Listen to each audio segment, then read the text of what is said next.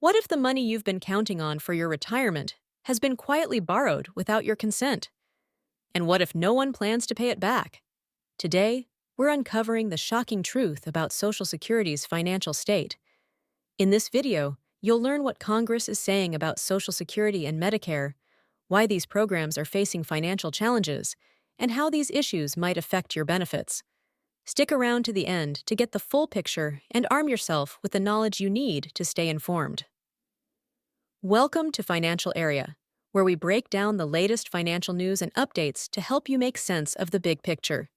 If you find this video helpful, don't forget to like, subscribe, and turn on notifications for more updates that matter to your wallet. Social Security and Medicare are often misunderstood, but one thing is clear. These are earned benefits, not entitlements.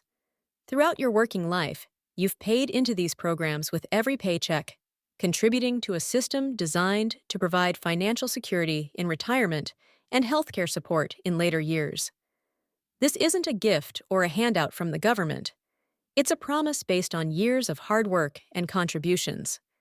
Recently, leaders in Congress have emphasized this distinction, calling for a shift in how we view and talk about these programs. Both Democratic and Republican representatives have publicly acknowledged that Social Security and Medicare are vital lifelines for millions of Americans. They've pledged to protect these benefits, recognizing that they are not just financial assistance programs, but essential components of the social contract between the government and its citizens. This recognition is crucial, especially as debates around the future of Social Security and Medicare continue. By framing these programs as earned rights rather than entitlements, Congress reinforces their commitment to ensuring these benefits remain intact. For the average American, this acknowledgement validates the years of effort and contributions that have gone into securing these benefits for retirement and beyond. One of the most pressing issues facing Social Security today is the long-standing practice of Congress borrowing from its trust fund. Over the decades, trillions of dollars have been taken from Social Security under the promise of repayment with interest. However, these borrowed funds have yet to be returned, and there's growing concern about whether they ever will be. Imagine saving diligently for retirement, only to find that your savings were used for unrelated expenses without your consent. That's essentially what has happened with the Social Security Fund. This borrowing has placed an immense financial strain on the program. The Social Security Trust Fund was originally designed to be self-sustaining, funded through payroll taxes and interest from its reserves. But with so much money taken out and no repayment in sight, the system is struggling to keep up with the growing demand as more Americans reach retirement age. Instead of being a robust safety net, Social Security now faces the challenge of remaining solvent in the face of depleted resources and increasing pressure. The impact of this borrowing goes beyond financial strain. It undermines the trust Americans have in the system. Many people have spent their entire working lives contributing to Social Security with the expectation that those funds would be there for them when they retire. However, the government's failure to uphold its end of the bargain has left many questioning the long-term stability of the program. This issue is compounded by the lack of transparency about where the borrowed money has gone and why it hasn't been paid back. Despite public reassurances from Congress that Social Security benefits will not be cut, the borrowing problem remains largely unaddressed. While lawmakers may promise to maintain the current level of benefits, the reality is that the program cannot continue to function as intended unless the financial hole created by borrowing is filled. If this issue isn't resolved, the burden of fixing it may eventually fall on taxpayers or future beneficiaries, creating even more uncertainty for generations to come.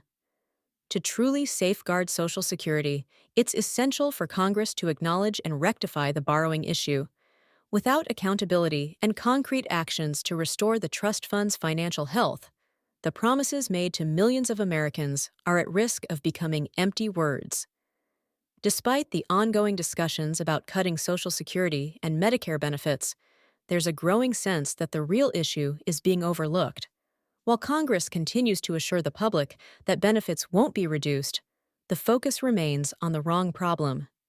The debate over benefit cuts serves as a convenient distraction from the larger issue: the government's borrowing from Social Security without any real plan to repay it.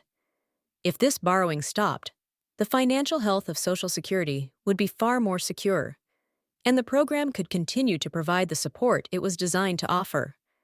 Instead of focusing on whether benefits should be cut, it would make more sense for lawmakers to tackle the borrowing problem head-on. The Social Security Trust Fund was never meant to be a piggy bank for other government programs. The funds in the trust are supposed to be off-limits, designated for one purpose: supporting the people who have paid into the system.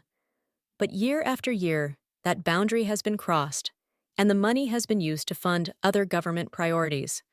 If Congress were to stop borrowing from Social Security and leave the funds intact, the program could maintain its financial stability for decades to come.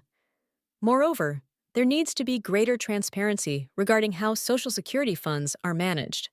The American people deserve to know exactly where their money is going and why it hasn't been paid back. Right now, there's a lack of accountability in how these funds are used, and that's a critical issue. Without this transparency, it's difficult for the public to trust that the government is acting in their best interests. Congress has an obligation to ensure that the funds in the trust are used solely for their intended purpose, and they must be held accountable when those funds are misused. The conversation about Social Security's future shouldn't be centered on reducing benefits. It should be about fixing the system from within. Restoring financial integrity to the program starts with ending the borrowing and ensuring that Social Security funds are used solely for the benefit of retirees, disabled individuals, and survivors. This may involve tough decisions, but the alternative is a system that continues to weaken, leaving future beneficiaries at risk. Congress must act with the same sense of responsibility and urgency that workers have shown throughout their lives by contributing to the system. Without these changes, the promise of Social Security could become increasingly difficult to fulfill. The challenges facing Social Security and Medicare are complex, but the real solution lies in addressing the root cause: the government's borrowing from these vital programs without any intention to repay. While Congress has made public commitments to protect benefits, the long-term health of Social Security depends on fixing the financial strain created by this borrowing. If lawmakers stop using Social Security as a funding source for other government priorities and focus on restoring the program's financial integrity, these benefits can continue to serve future generations. The promise of Social Security is one that has been earned by millions of Americans, and it's time for the government to honor that promise with transparency, responsibility, and accountability. Stay informed, stay engaged, and let's make sure the benefits you've paid for are protected for years to come.